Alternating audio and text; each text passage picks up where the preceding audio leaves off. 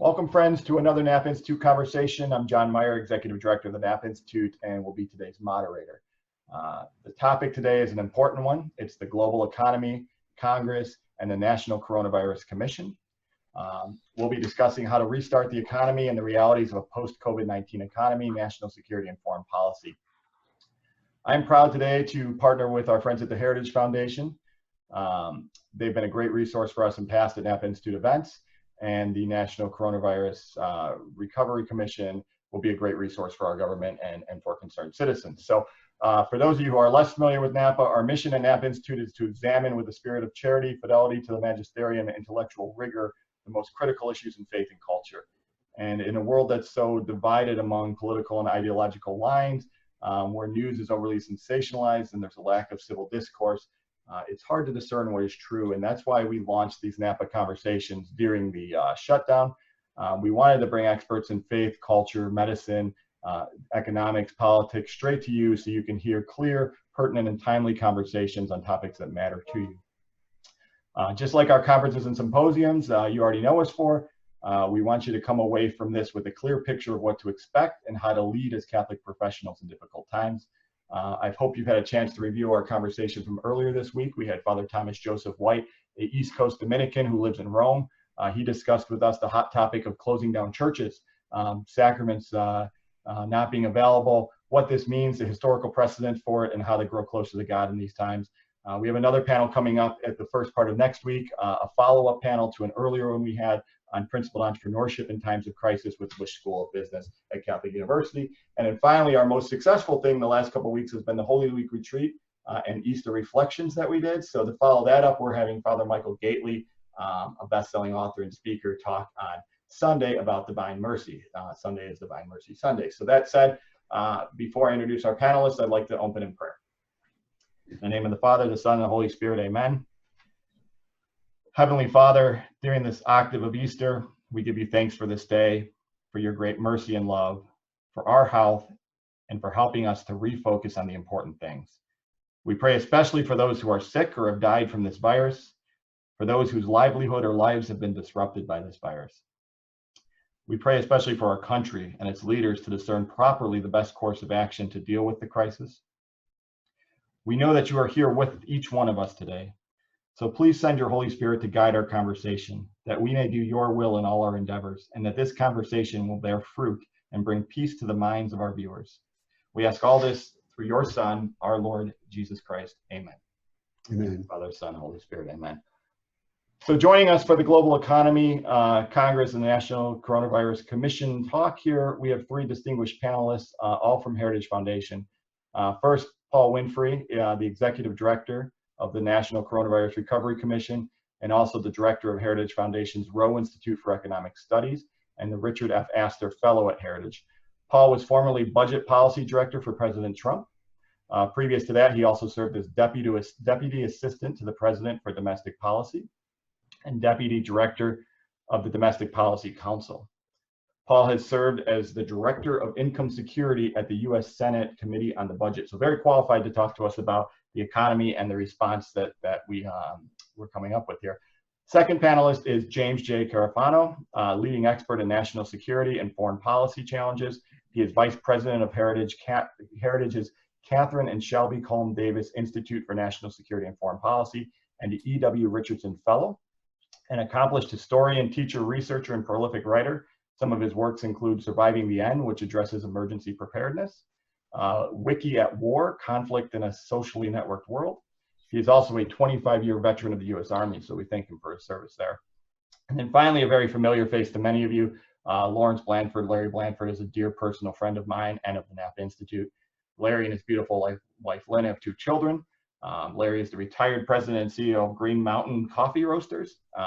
He has extensive executive experience and currently serves on the board of Steelcase Inc., St. Michael's College in Vermont.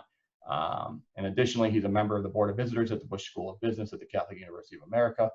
Larry and his wife are generous benefactors to many great Catholic causes, and he was recently invited to join the National Coronavirus Recovery Commission at Heritage to help us navigate these difficult waters. So thank you all of you guys for joining us. We look forward to your insights. If you don't mind, we'll jump right in. There's been a lot that's developed in the last few days. The president has begun to outline a path to reopening the economy. It looks like there's been a lot of good news about us flattening the curve. New promising drugs. There was a new promising drug that was just tested at the University of Chicago. So a lot to talk about and a lot to look forward to. But you know, as Catholics, the Lord tells us not to be anxious, but it's a hard time to not worry and be anxious. So that being said, let's jump right in and let's start with Paul. Paul, there's been a lot of talk about restarting the economy. So I'd like you to jump in and tell us, what does an American economy returning to normal really look like? Well, I think, you know, honestly, we are approaching a situation where there might be a new normal. You know, one of the things that lots of businesses are discovering is that they can, you know, go to remote and have larger portions of their workforce who aren't, say, in the office on a daily basis. One of the things that economists like talk about within regards to wages is that wages tend to be sticky, but also business organization tends to be sticky as well. And, you know, it takes events like this to make some more fundamental reforms happen. And so I think it'll be some time before everybody is in the office, before, say, the Heritage Foundation is hosting public events with more than, you know, 50 folks in the same room. It could be some time before we're all sitting in baseball or basketball stadiums watching sporting events. But all that said, as you mentioned, the curve does seem to be flattening somewhat. There is a lot to be optimistic about within regards to suppressing the virus itself. And I suspect that portions of the economy will begin to be opened up fairly soon. And especially in those areas where we haven't had the disease have as large of an effect as, say, in New York City or Italy or in some other hotspots. And that's all something to be quite optimistic about looking out over the next couple of months. Just to jump in with an extra question there, what a large state like California, you know, we have a lot of different areas. For example, in Orange County, we've had 22 deaths, but statewide we've had, you know, almost 900 now. Orange County being over 3 million people, not nearly as hard hit as LA County. Do you see some states opening regionally different, or do you think it'll be a state by state thing? No, I don't think it will be a state by state thing. I think actually if we go on a state by state thing or a multi-state openings versus other multi-state openings, that would be a mistake. The reality is that what policymakers should keep the focus on is where the disease is, and it is a local issue, right? So in the DC metro area where I live, you know, I live in Northern Virginia in particular. Northern Virginia has more to share with, say, Washington, D.C., the city, and then suburban Maryland, southern Maryland, than it does, say, Roanoke. And we are going to experience the disease in somewhat different ways. Our capacity is going to be affected in different ways than, say, Roanoke or Blacksburg, or even where I'm from, which is Williamsburg, Virginia, about an hour east of Richmond. And so what I suspect will start to happen, and actually this is reflected in the president's proposal that he put out last night, is that we will start to see openings on a more local or regional basis rather than on a state-by-state or a multi-state basis or even a national basis. To speak a little bit more to that, you know, I agree with where the president seems to be going within regards to the phased approach. You know, and how there's certain localities that are going to, it'll be easier for them to open up more quickly than other localities, just because the virus is affecting those locations differently. And but that's where the focus should be. The focus really should be on local jurisdictions rather than broad-based sweeping approaches, which honestly have dominated the social distancing and lockdown orders that states have been engaging in thus. Great. You know, we had a great economy going into this, and you know, the skyrocketing unemployment has been a huge concern for many Americans, whether they're unemployed themselves or they're just generally concerned about the economy. how long do you think it takes for unemployment numbers to kind of level off or maybe drop, return a little to normal? No, I'm really concerned about this actually. So over the last 4 weeks, we've had 22 million people file for unemployment insurance. So we've had 22 million unemployment insurance claims. Um, uh, those claims just over the last 4 weeks wipe out all of the job growth we've had since the end of the Great Recession. So over the last 10 years, you know, it'll be hard to know exactly how fast we can get people back into the labor market. There are a couple of things that are pushing back against a quick recovery. One is the lockdown orders. Until the lockdown orders resolve, until states start letting businesses open back up and expand expand openings to non-essential activities, or expand the definition for essential activities. Businesses will remain closed and people will remain out of work. The other thing that's pushing back against that is in the CARES Act, which was the last big stimulus measure that Congress passed. There's a provision in there that pays folks to be unemployed more than they would make in the labor market if they made less than $60,000 a year. And that provision extends almost all the way through the summer. And so, it's going to be hard to convince some folks to rejoin the labor market if they're currently out of the labor market, given that they're being paid more to be unemployed than they would be to be employed. The other just back of the envelope that I've been picking up from small and medium-sized business owners is that they're paying close attention to what's going on in Europe right now, and that will guide their hiring. So as some of these lockdown orders subside, as the curve gets pushed down, they're going to be looking to Europe and whether or not demand returns for things like restaurants and mom and pop shops and more brick and mortar establishments that are so essential to our communities. And if demand doesn't come back, then that could slow down the hirings that those folks engage in. And so the back of the envelope that I've heard is that for every day that we're shut down, it will probably take about 5 to 10 days to reach full capacity. That's just onboarding people again and then getting demand to come back. If that is true, then we're looking at a recovery process that could take anywhere between 6 months to 2 years. So a pretty significant recovery process indeed. Yeah, and like you said, sometimes the policies Congress makes are helpful, and sometimes they're well-intentioned, but not as helpful. So let's talk about Congress for a minute. I'll have 2 more quick questions for you before we jump over to some of our other panelists. Many Americans are concerned that politics is kind of getting in the way of real action here. What do you think the most helpful and least helpful the component of congressional action taken so far for the economy is? Well, I think that the most helpful action that they've taken is that they are trying to respond to the liquidity issues that small and medium-sized businesses have.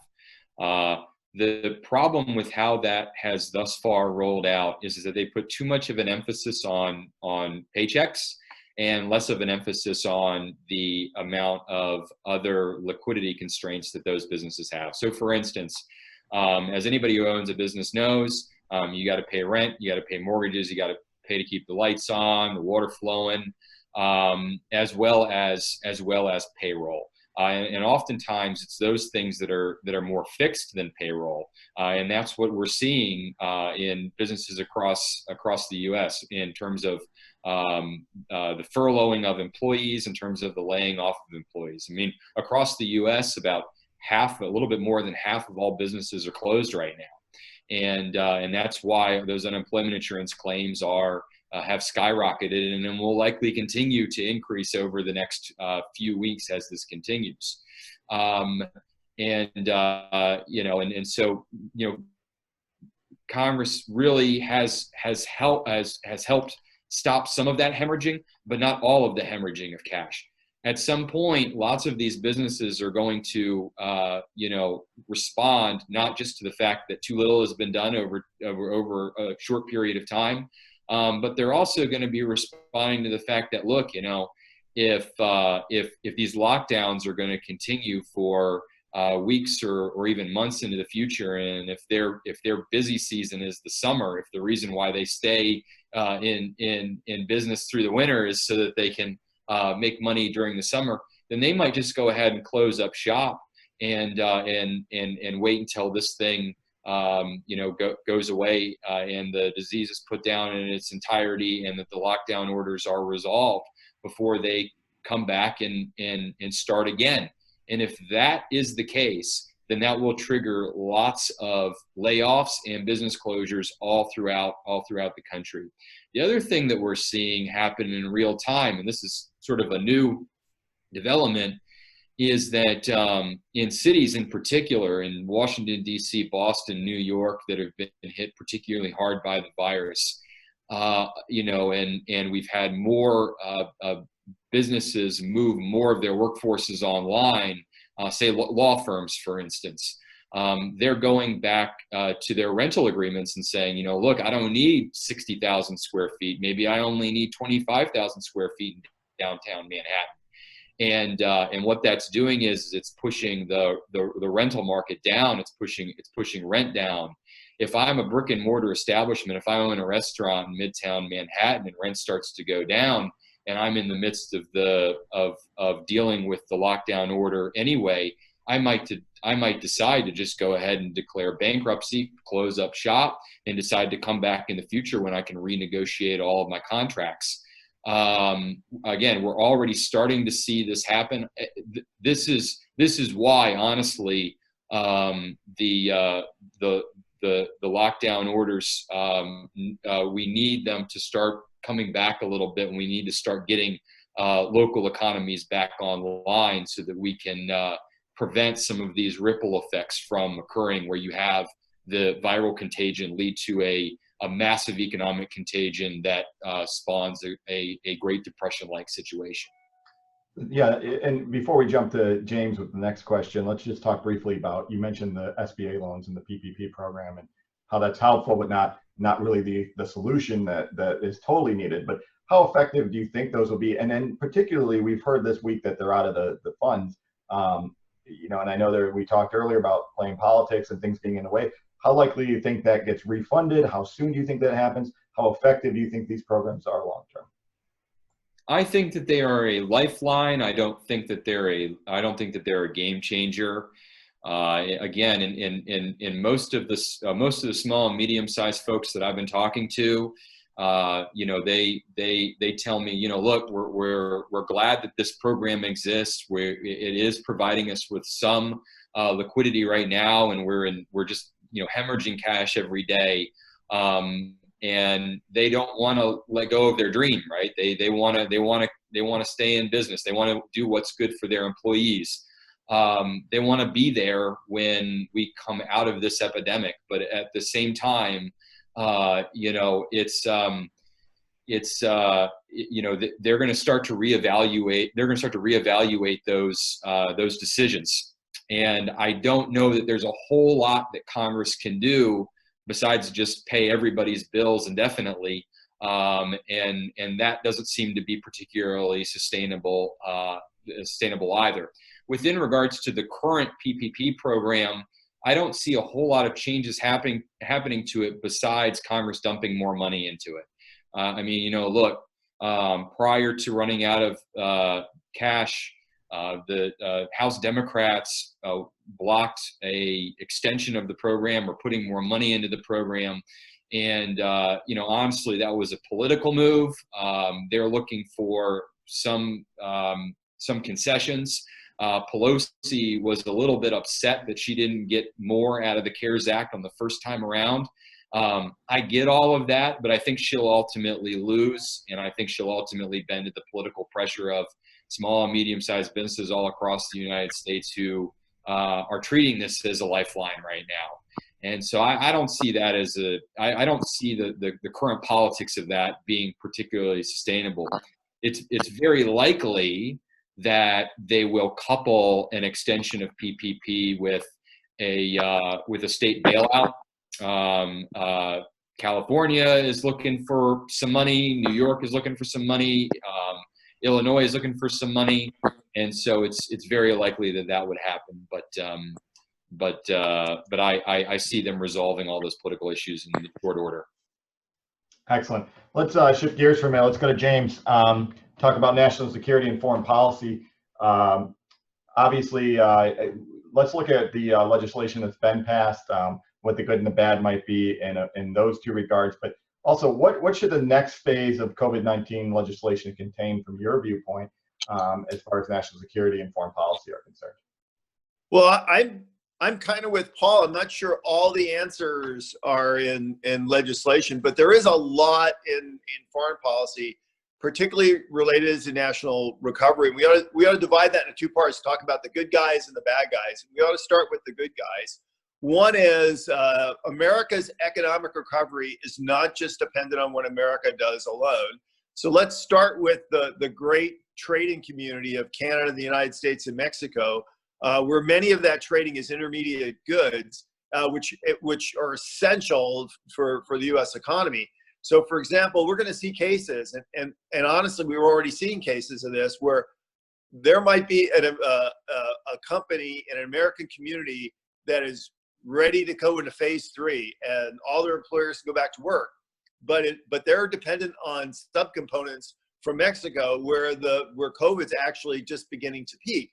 And that subcontractor is going to shut down, and then that American plant's going to shut down because they don't have the parts. And the auto industry is already experiencing a bit of this. So one of the things we're really going to have to be concerned about is how Mexico deals with this, because they're still on the front end of their curve, and they don't have near the medical capacity or the good governance that we have to deal with this. And quite honestly, the Mexican government has been fairly lackadaisical in its response. So there's a couple of things there. One is the relationship between the president and the Mexican president is actually pretty good. There's a lot that we can do to partner with them. A lot of the good news is we're actually, although we peaked in the virus, we have not yet peaked in our capacity in things like ventilators, respirators, and lots of other things, really important medical assistance, which some of that can go to Mexico to help them deal with their problems. So one of the things you have to look at is that community of US, Canada, and Mexico, and that trading bloc, because it's all got to be healthy to really rev up the economy again. Then we can look at some of the other key relationships. Europe's a key partner for the United States. The United States and the Europeans are going to have to partner together to stimulate economic growth. So that's something we're looking at. It's not going to look like the Marshall Plan. But there's going to have to be some U.S. engagement in doing that. We talk about what some of those things could look like. And then there's probably some key partnerships in the Pacific, U.S., India, Japan, Australia, New Zealand. We want all those economies to become vibrant, and we're going to have to participate in that too. So that's a lot of active economic foreign policy that the administration is going to have to focus on in relatively short order. Because part of that is going to be part of our national economic recovery. So those are the good guys. That's a whole set of issues. Then there are kind of the bad guy issues, which are principally we talk about, well, what about China? So we ought to start with just the facts. The facts is, and this is irrefutable, I mean, we can debate the origins of the virus and everything else, but China is responsible for this global pandemic. That's not up for debate. Because of the policies implemented by the Chinese Communist Party, they not only dealt poorly with the regional outbreak, but essentially their policies enabled that outbreak to go global. And so that China is responsible, and a lot of people are, rightly angry about China right now. Having said that, what does that relationship look like going forward? And then we hear everything from we shouldn't do business with China, we shouldn't buy pharmaceuticals from China, to everything else. I think the reality of where that's going to come down, because there's a lot of people talking about legislation, but Congress isn't in session right now. When they come back in September, we'll see differently because where the U.S. economy is. But I think the reality is we're not going to go on the extremes. We're not going to decouple from China. In other words, we're not going to stop doing business with China. I don't think from a lot of perspectives that's really very practical.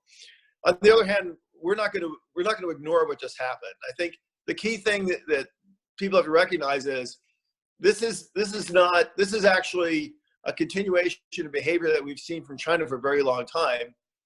We actually have an administration that came in wanting to deal with China differently and wanting to limit or redefine the risk of how we do business with China. So I think they're going to stay on that path and on that strategy, and I think they'll get a lot more cooperation for us. And what does that mean? I think the private sector is going to do a lot of reassessment in terms of the risk. What are the real risks of operating in China, doing business in China? We already seen companies moving out. Of course, one of the challenges is companies want to move out of China. A lot of them want to go to Mexico. And again, if the Mexican economy isn't up and healthy, if they can't do business, that's a real challenge. I actually think we're going to stay on the strategy that we were on before this started. Here's what I think the big difference is going to be. The administration is going to have a lot of leverage going forward in the relationship with China. First of all, their economy has taken a huge hit. So they are desperate to do business with the world. And talk of, for example, the Japanese disinvesting in China or American companies not buying Chinese goods and services, that is an anathema to the Chinese government. That's under a lot of pressure. They're under a lot of pressure domestically. They have not contained this virus. So they're still dealing with that challenge. So as the U.S. comes out of this, it's going into the relationship with China from a position of relative strength. I expect this president will do what he's done in the past, which is to really leverage that strength to push back on the most egregious Chinese behaviors in the marketplace. And so I think it's more of a question of disciplining China's future behavior. And I think that'll be the focus of where the administration goes. So you talked about a lot of this already, but the kind of total impact on global trade, do you think it'll shift? Americans are already shifting kind of back to that made in America sense. Do you think this will have an overarching kind of a change in the way we think about global trade, or the importance of that kind of made in America push? Yeah, so we were talking really about three things, which are really key to how do we redefine our economic relationships with China. And I think they're the really important ones. The first one is transparency. Part of the reason why China has been able to lie, steal, and cheat its way to the top is there hasn't been a lot of very powerful transparency in what the Chinese were doing. And so the more the US government, other governments, NGO, private institutions, civil society bring transparency to Chinese activities, the more people will rethink the risks and the requirements of doing business in China. So that's key going forward. I think that the world has really woken up to that. We may never get an answer as to exactly what happened with the origins of the virus in Wuhan, but we know about Chinese slave labor. We know about mass detention camps. We know about debt traps. We know about Chinese bribing. We know that the Chinese government went to governments and browbeat them, and they said, you must acknowledge publicly the equipment that we are selling you and say thank you for that. So brand China is down, and it's largely down because of the way the Chinese have behaved, and bringing transparency to that is really going to help us make better risk-informed decisions about doing China. That is absolutely number one. I think number two is, physician, heal thyself. If we want businesses to come back to America, we have to ask ourselves, why can't people do business here? What is the red tape? What is the slowdown? What are the problems?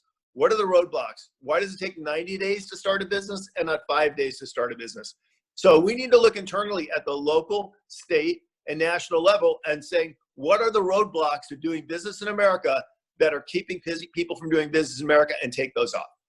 And that's something we can control. And this administration has done a lot on red tape, but I think we all, as a nation, federal, state, and local, need to really look at what's keeping people from not getting in business here. And I think the third one is the United States is never going to, nor should I ever think it wants to, manufacture, buy, and sell everything inside the United States. We are the world's largest global trader. That's a good thing. We should try where we can to trade with people who are more reliable, can give us better services, better products. In many ways, we trade with China because they were the cheapest. Well, there's a lot of people around the world that are cheap to work with. We need to do a better job of going out, finding global partners, more reliable global partners, helping countries become better global trading partners. And so putting more energy into what are the alternatives for responsible trade and goods and services with other countries. I think if we focus on those three things, those are important, if not more important than what are we doing to punish China or try to force people not to trade with them. Yeah, and then the other implication besides for trade is national security. Obviously, China is a big threat, but let's talk twofold. First, national security in general. How does this virus change the landscape of national security? And then secondarily, the relationship between U.S. and China. That's a great question. The one thing that's been really interesting is you see a lot of articles like China's taking advantage of this or Iran is doing that or whatever.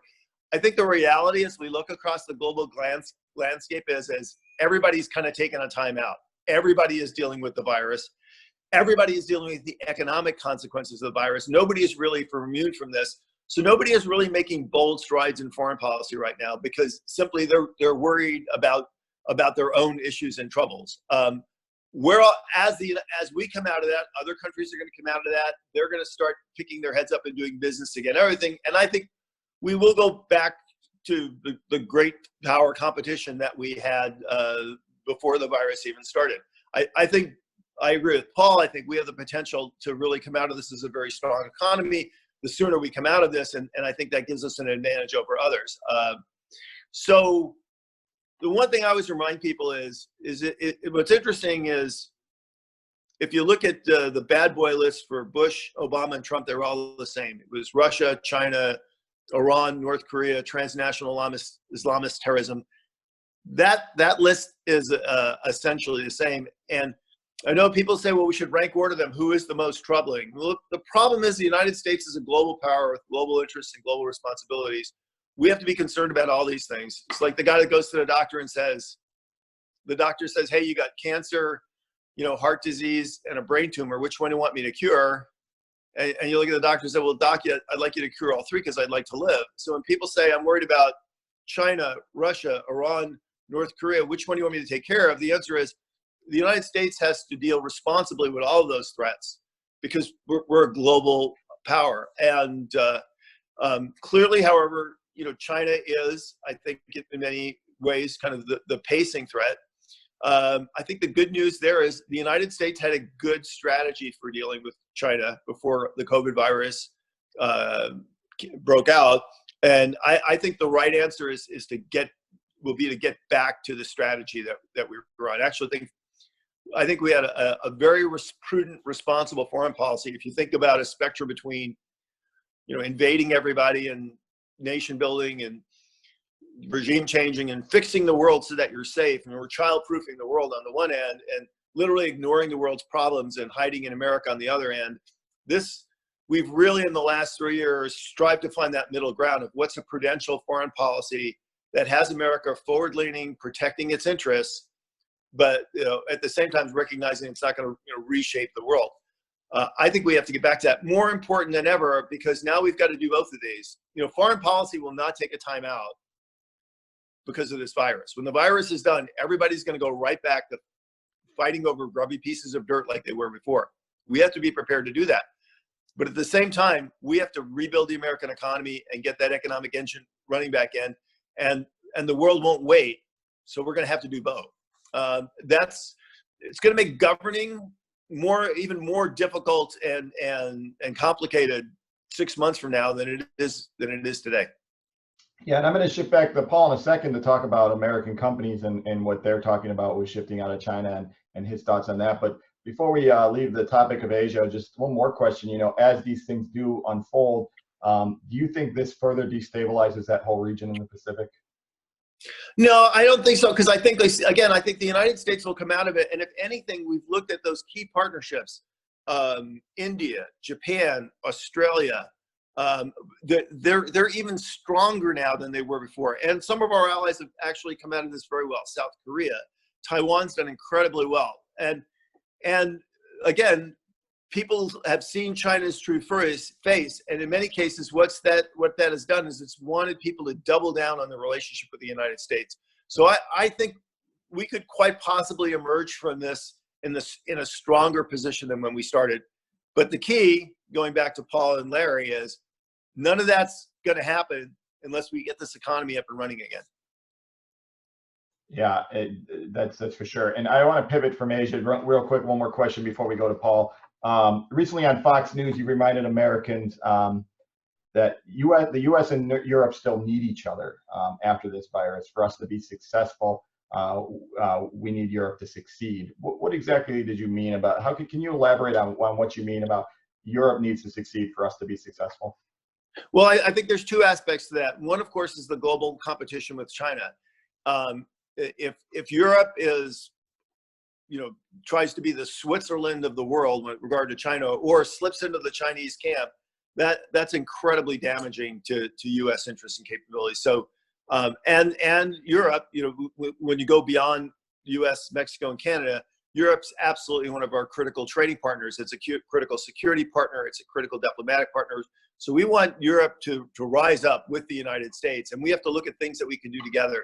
Now, this is not going to be traditional foreign aid, because what we really need is strong economic growth. And if we've learned anything from generations of foreign aid, is the one thing it doesn't actually produce is it doesn't produce better economies.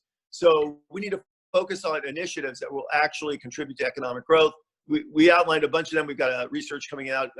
For example, there's a thing called the 3 Cs Initiative, which is a program to infrastructure investment in Central Europe. It's not foreign aid. It's actually the United States investing. You actually get a return back on your investment. So initiatives like that will make Europe stronger and make the transatlantic community stronger are really important. And if I could add one other area of competition that's going to become much, much more important, and we've seen that as international organizations. Everybody's heard about the debate over the World Health Organization and its failure to deal with the pandemic and its relationship with China. That is really the tip of the iceberg. China has well over 1,000 employees in international organizations, in the UN and elsewhere. They are all responsible to the Chinese Communist Party. They've been diligently trying to get senior Chinese officials in control of the most critical international organizations. So again, we're not going to solve that problem by walking away and quitting every international organization. It's about transparency. It's about accountability. It's about the United States getting in there and fighting for reforms, getting in there and making sure responsible people are elected in these organizations. So I think international organizations are going to be one of the key competitive areas for this administration for some time to come. Excellent. Let's shift back for a moment, back to Paul, back to our kind of national economics expert here. So there's been a big policy debate encouraging American corporations to move all their manufacturing operations from overseas back to the United States. What are your thoughts on that? Well, actually, not to cop out, but I bet Jim has some interesting things to say about this as well. Jim, actually, do you want to jump in before I come in on the back end? Well, so for example, the Japanese just said, hey, we're going to pay a bunch of companies to come back to Japan. Well, it is extremely expensive to do business in Japan. And even with $2 billion on the table, I'm not sure how many people are going to take them up on that offer. If their problem is China, if they gave them that same $2 billion, they said, go somewhere else in Asia or the United States and do business with them, a lot more companies might take them up on that. I think we just simply have to be smart about this. Markets actually work. And they work well when two things happen. There's transparency and people play by the rules. And so where we can encourage transparency in behavior and encourage people to play by the rules, that's where people will find good and secure investments. That may not necessarily be bringing everything back to the United States. So I think, the question of just get people out of China, is a bit of a ham-fisted answer. And of course, the other thing is I will say this though, and the threat of actually doing that is one of the things that's really going to cause the Chinese to rethink how they behave with the rest of the world, because they're about to kill the golden goose by driving. When other countries start to walk away from China, that is going to create serious trouble in China, and they're already facing significant losses in their GDP. So it's not like the Chinese are already struggling. So Paula, back to you. I agree with everything that Jim just said. I mean, one of the really interesting things that will happen in the wake of all of this is honestly what will happen with international trade. How quickly we'll be able to get international trade back up and running again, get the supply lines back up and running again. I think that we are entering some new normal. That as Jim said, especially our European partners were already responding to China differently than they were, say, even at the beginning of the Trump administration. And how will this entire episode change that? I think it will only help the United States and U.S. businesses. Now, with that said, I think that one of the things that we also have to not overreact to is that there's going to be a desire to overplan in the future for the crisis that we're currently dealing with. And in that overplanning, folks may feel the need to go back to supply chains and make sure that more manufacturing happens in the United States.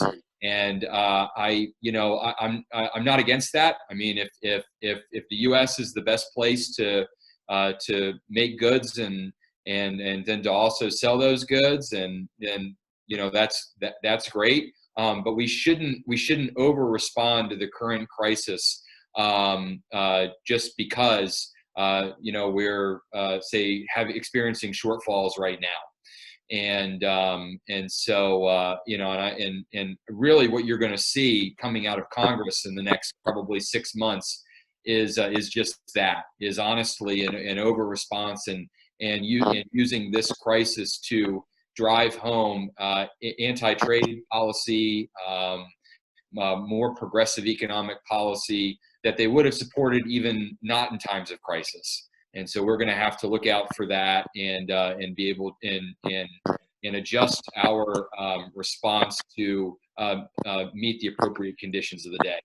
Yeah, just two quick examples, one foreign and one domestic. So foreign example was famously the British had said that they were going to let the Chinese invest in their 5G telecom infrastructure, having Huawei come in and run a percentage of their network.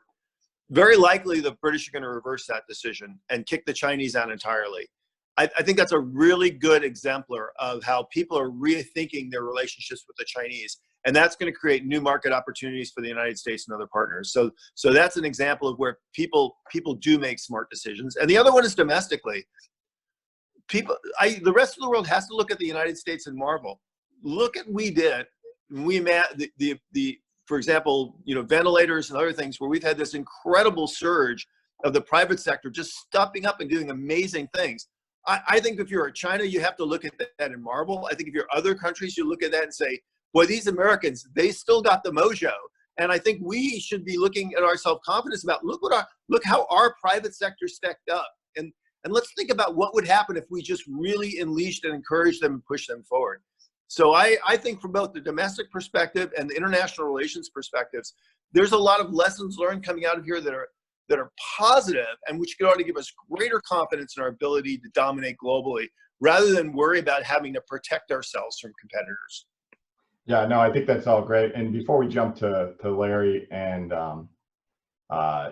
include him on the conversation about what you guys are doing with the commission, let's just ask one quick question. Now, we see how this is going to affect companies, how it's going to affect foreign policy. What about an average American? The way that kind of 9/11 changed the way we do things, the way we travel, all sorts of things that touch our daily lives day to day. Do you see, either of you guys see an impact post-COVID-19 on the way we live our lives as Americans? I think 9/11 is a good exemplar. People said 9/11 would change everything. But now here we are 20 plus years out from 9/11. And if I asked a lot of people what's really changed, and even the things that really have changed, like lines in the airport, they've kind of acclimated themselves to that. We're going to have a vaccine. We're going to have herd immunity at some point. When all that happens, a lot of the anxiety and stuff will go away. So ask me that same question in 2 years, and I think people will give you a very, very different answer. The other thing I would say is, and I'd love Paul to talk about this, is I think we've discovered all kinds of resiliencies and new strengths in the American economy and the American society that we're probably going to want to keep, whether it's people who like ordering their groceries or people who've discovered new ways or created new businesses or new ways to do things. And so I think we'll actually take some positive, constructive things forward and say, hey, we can leverage this to actually bring some more dynamism to how we do things. I think there are a lot of parents that might decide, you know what, this homeschooling thing, this is actually, maybe this is a really good idea. Maybe it would strengthen my family. Actually, maybe I'd get smarter kids. There are people that are say, you know, maybe I don't need to spend $500,000 to go to Harvard. Maybe I can get an online degree and that's just fine. So I think there could be some constructive things coming out of this. No, I think that's exactly right. I mean, one of the things that's happening right now is that American families and households are obviously responding to the crisis. And you know, we are honestly, this is our version of the wilderness in some ways, and the actual impact that it's taking on American households is significant. So, you know, as I mentioned earlier, I mean, unemployment's up, hours are down, capital utilization is down, and when you add all of those factors together, it comes out to about $230 a day for every U.S. household. At the same time, just as Jim said, you know, look, 8 weeks ago, I had no idea what Microsoft Teams was, and now I have a PhD in Microsoft Teams. I think most of us, if we had used Zoom and other things like that, we were definitely not experts at it. And one of the things that I participate in, and Jim does as well, is we keep one foot in academia, and I regularly am on the college lecture circuit, and giving talks in front of departments and talking about academic papers. And one of the things that I've seen just in academia is a lot of that stuff has moved online, and we're getting new connections with scholars around the world that we just didn't have connections or exposure with before all of this started, and that's leading to things that we never could have envisioned before all of this got off the ground. I was talking to another one of my colleagues at Heritage who studies education policy, and one of the interesting things that's happening in that space is that we've seen private schools actually respond quicker than some public schools to online or distance learning. In part just because the private schools were responding to the financial incentive. If you're paying a lot of money to go there, then the parents want the infrastructure in place to keep getting something out of the schooling environment. And what this could ultimately lead to is a greater demand for things like school choice. As I mentioned also earlier on, the business organizations are sticky. And so oftentimes, we respond to the status quo. We do things a certain way because that's the way that we've always done them. And, given that we're now in the wilderness, we're having to respond to a new environment altogether. It's forcing us to get outside of our previous comfort zones, to break some of those, the status quo. And we're learning that there are new and maybe more efficient ways to conduct ourselves and to interact with colleagues who we wouldn't otherwise interact with. And so, as all of that expands over the short run, I don't think that we're going back to the pre virus normal. But that said, I don't think that that's necessarily a bad thing. I think that there are going to be lots of innovations that come out of this that people will appreciate, that will make us more productive, and that will hopefully allow the economy to grow even faster than it would have grown had we not experienced something like this. No, that's great. Let's talk about that normal. Let's bring Larry into the conversation too.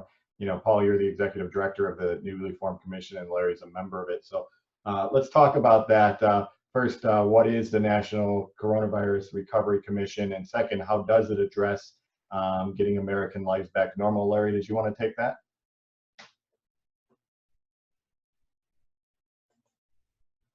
question here. Larry, you were muted. Let's start from the top. I'm sorry. You were muted, so. Oh, you have me muted. Okay, let me start. I'll be happy to address that, but before I do, having listened to conversations, a few things to contribute basis my 37 years in corporate America. With respect to the last conversation, it's interesting, as you mentioned, I'm on the board of Steelcase, it's very interesting. We've spent probably the last 12 to 15 years moving offices and office layouts from kind of a traditional private office with cubicles to very open office environments with benching and shared desks and trying to enhance collaboration, bringing people closer together with less separation, all for good reasons. Interestingly, obviously, that is not necessarily what you want to do if you're concerned then about virus infection. So I suspect that there'll be some effort, certainly in the near term, to relay out office space. And I think there will be some learning that will be lasting. I think, while we've learned a lot here about what we need to do to mitigate this viral contagion, we've got other ones like the flu, where this year we're going to be losing, 50,000 or lost 50,000 or so people due to the flu. And a lot of the practices that we've become sensitized to here with this virus, I think will play out in office design, factory design, equipment design, how we lay out manufacturing facilities, and with the new insight that we need to also manage to better harden our operations to try to prevent infections, whether it's due to a pandemic like this or just on a normal basis in some of the infections that we deal with, which causes people to be sick, they lose time on the job.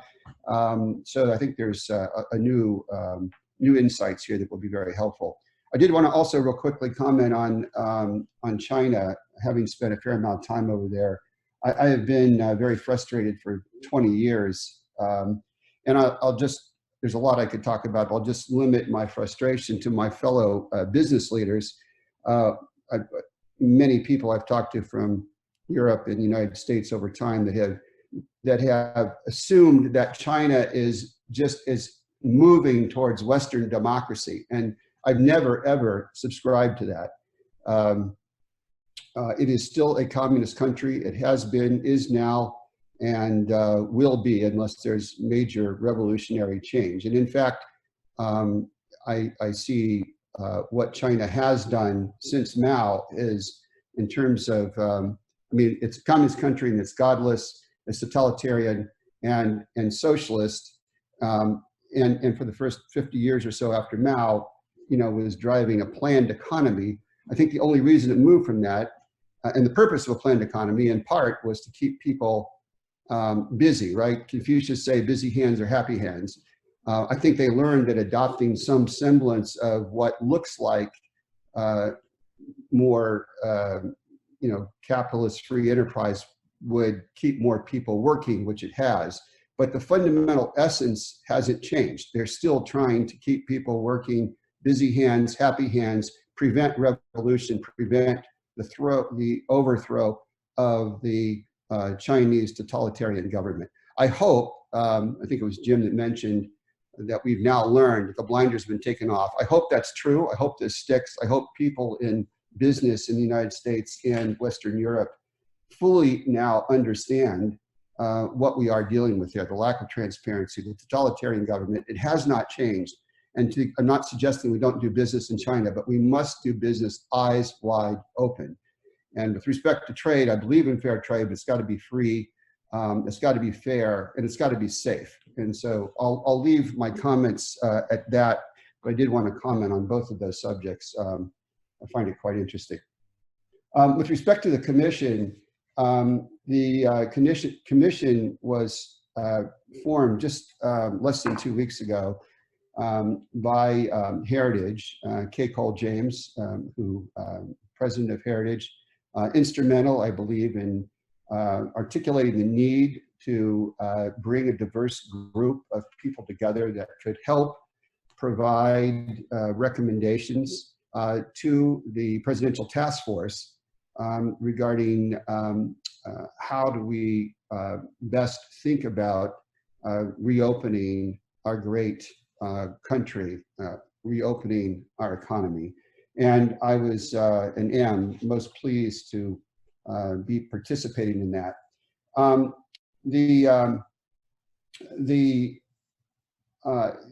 As I said, the commission is only a couple of weeks old, so and we're already very hard at work.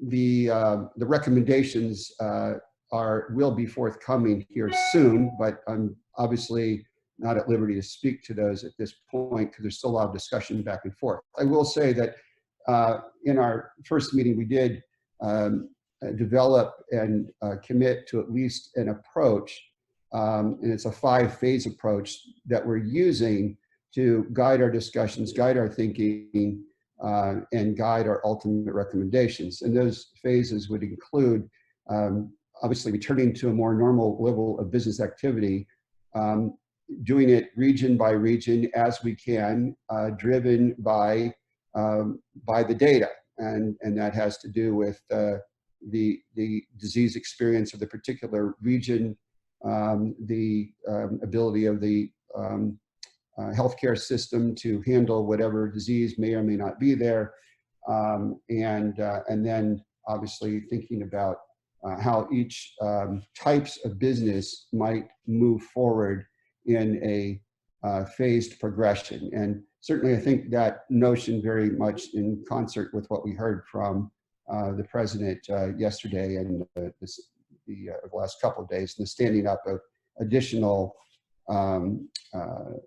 effort to guide the government in terms of how we reopen the economy. The second phase was slowing the spread of the virus while expanding testing, reporting, and contact tracing. There's much we do not know yet about this disease. I thought it was very interesting, get some hard data off of the United States aircraft carrier, where some 60% of the folks infected actually were asymptomatic. That's been a concern. That makes asymptomatic carriers make managing this much more difficult. I've got some comments on that I'll make in a few minutes. But so that is a very important phase. 3 is continuing to build that science and try to answer all those questions that we don't know, and then letting that science help guide us. The 4th phase is establishing then U.S. leadership. And certainly Jim talked about this. While we're certainly American first as a commission trying to get America up and running, we certainly have to understand that to do that, we have to also be thinking about all of our international partners, both the supply chain and customers, and then just being the leader in the free world as we have been and want to continue to be. We need to help, although it's America first, after that, we've certainly got to help the rest of the world come along and recover from this truly global pandemic. And then the 5th phase is thinking hard about what we can do to reduce the future risk of like pandemics. So those are kind of the 5 phases. We published that actually last week. We are now in the process of capturing all of the ideas of committees, members, as well as our networks and other folks who have commented, and trying to put that together in a list of initial recommendations that would be in concert with the phased approach that the federal government, the White House, released here in the last a day or two, so that we can help provide further insight and guidance to the leadership of the country. So that's kind of where I think the commission stands at this point. I would expect that our next meeting is actually Monday. We will be bringing all the commissioners together. I believe we'll be reviewing the hard work to make some initial recommendations to help guide, as I said, the country through these first couple of phases of as governors begin to open up parts of their entire state or parts of their state. And I would hope that those get publicly released, maybe as early as Monday night or Tuesday, depending on how things come along. I think we'll find in there recommendations for the federal government, for state governments, for business, and for civil society. Yeah, thanks, Larry. You talked about the fifth stage there about preventing this from happening again. I think that's a big concern for a lot of people. This was a once in a lifetime event, but with the globalization, is this going to be more frequent? And you did talk about kind of on a macro level how we do that, but in your kind of intro there with Steelcase, you talked on a micro level how they're taking steps to create some kind of resiliency against a future virus or a future situation like this. Is that something that the commission will address, where we'll give recommendations to companies and individuals on how they can kind of build up a resiliency against a future outbreak? I believe they will. And again, I don't want to get ahead of the commission, and I won't, but I believe very much that they will. I would like to say, now representing my own thinking on that matter, as well as it kind of cuts across several of these. So this is not, what I'm about to say is not a commission recommendation at this point. But I really do believe that getting the economy up and running again has to be truly a joint partnership of government, business, and civil society. I think this was demonstrated magnificently in this pandemic, when I think we all recall the struggle that the FDA, CDC were having standing up testing. And it wasn't until the president brought in industry and Quest Diagnostics and LabCorp and Abbott and Roche and others to begin to bring the ingenuity, expertise, energy, can-do attitude of American business to the problems of testing, both identifying tests and developing therapeutics and working on vaccines, and the tremendous energy that we've seen released from that partnership. Government cannot do this by themselves. And I think likewise, as we now think about reopening the country and reestablishing our economy, we can't just sit back as business leaders. So I'm now speaking to the business leaders that are on here, having been one, still in one. We can't sit back passively and wait for, in my view, federal government, state government, local government say, okay, now you can go back to business.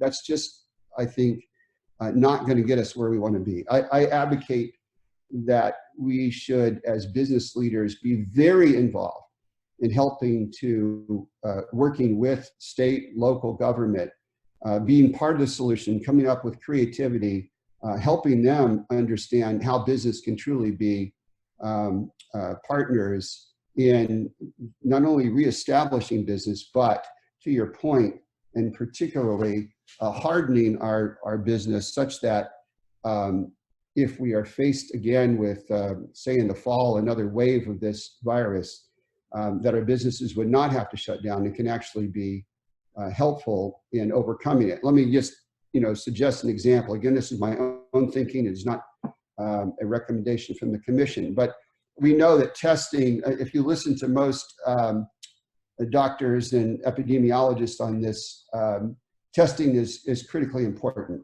And it gets very complex if, in fact, which appears to be the case, that a significant number of people that are infected are asymptomatic.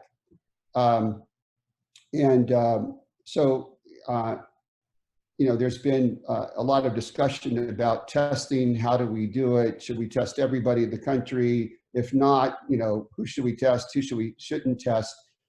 As a business leader, and of course I'm retired, I'm on boards, but I'm not at this juncture running a company. But if I were back at Green Mountain and the counsel I'm giving those entities that I am providing counsel to, I believe that we should take that as business leaders into our own hands.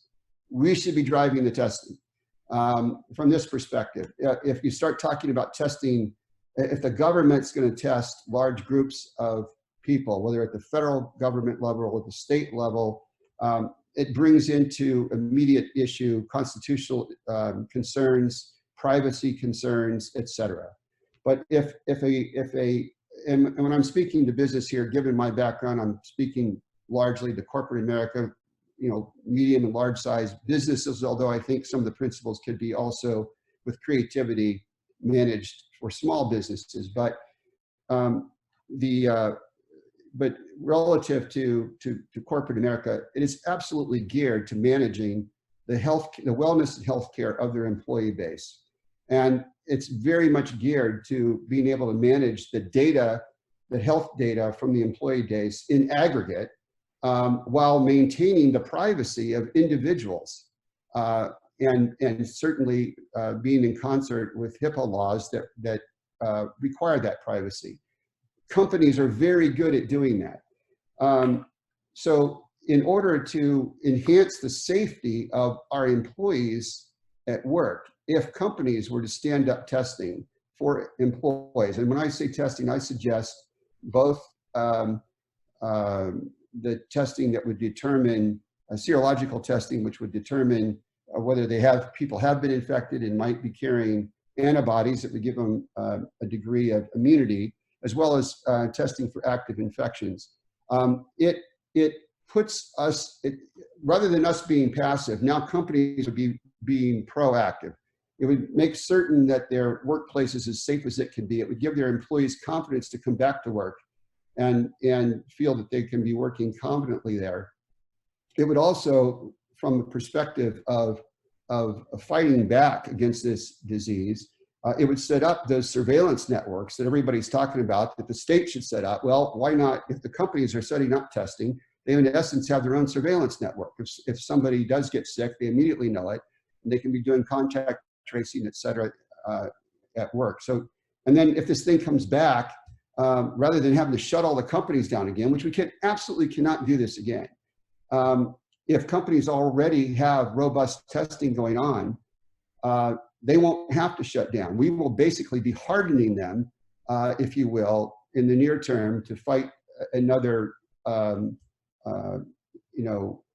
wave of this particular virus, because they will be in the forefront of being able to manage it. And instead of being a problem, they will actually be on the forefront and a great tool that any governor can be using to fight back, keep the economy open while in fact managing this virus down.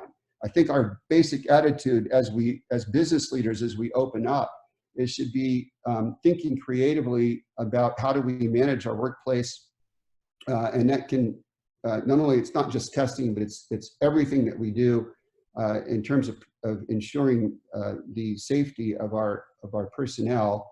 And that can be, again, line layouts, office layouts, screening, sanitation, certainly social distance, mask, all the tools that we know, but utilizing those. And our fundamental approach should be, how can we reopen while not just minimizing the risk of the virus, but actually driving it to zero, be part of the solution.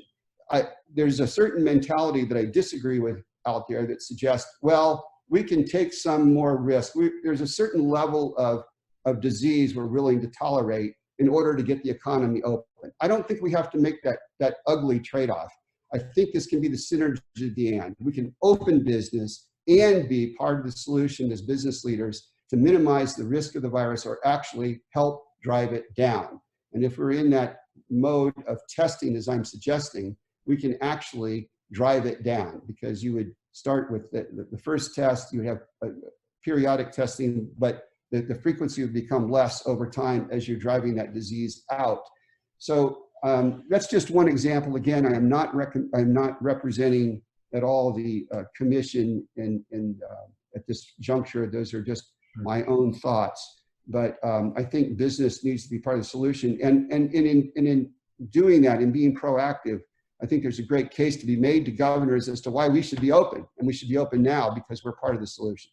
So I'll leave it at that, but I think that's kind of, in my view, the first line of making certain that we have built up a resistance, if you will, to another wave of this, and that we're hardening our companies such that we can deal with it and maintain, keep them open and running and keeping the economy strong as we may have to deal with it.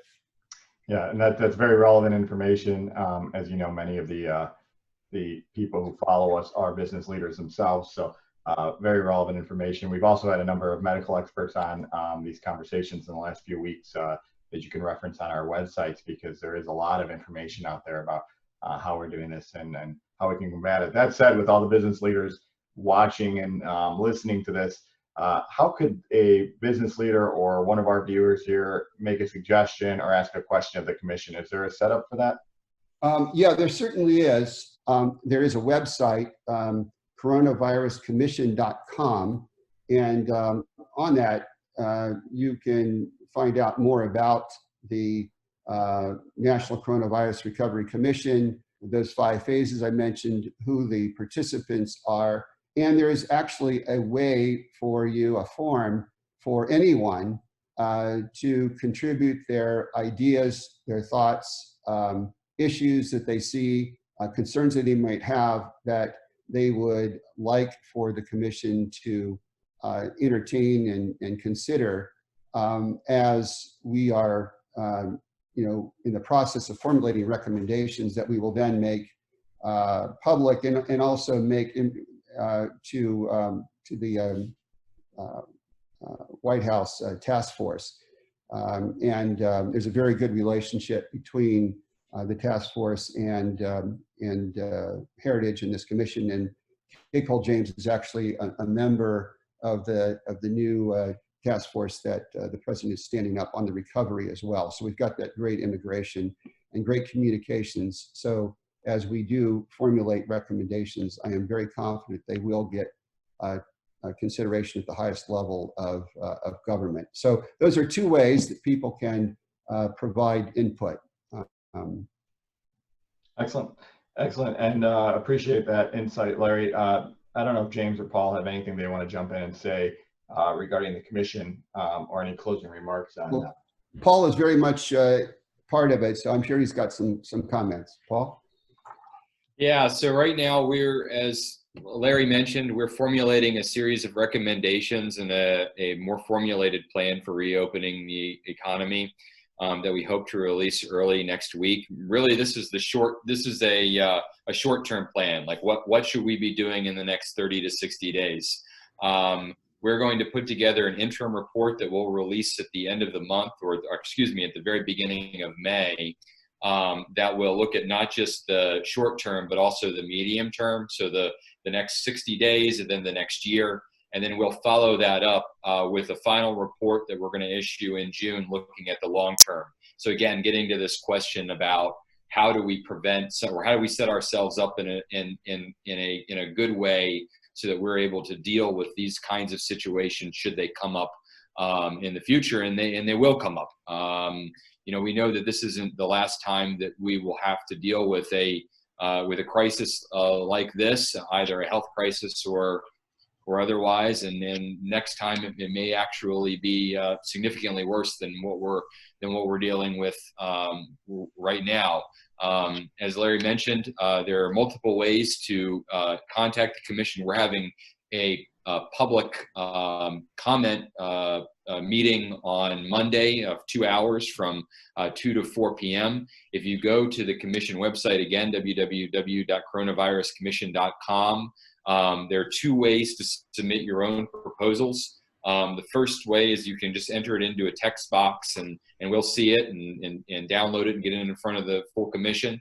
The second thing that you can do is if you write everything into a Word document or put it into a PDF, you can upload that Word document or PDF, and we'll also see it and be able to get it in front of the commission.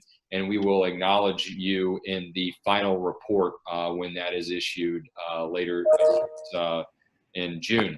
The reality is that this isn't, going away. We're going to be dealing with both the crisis and the fallout of this for some time.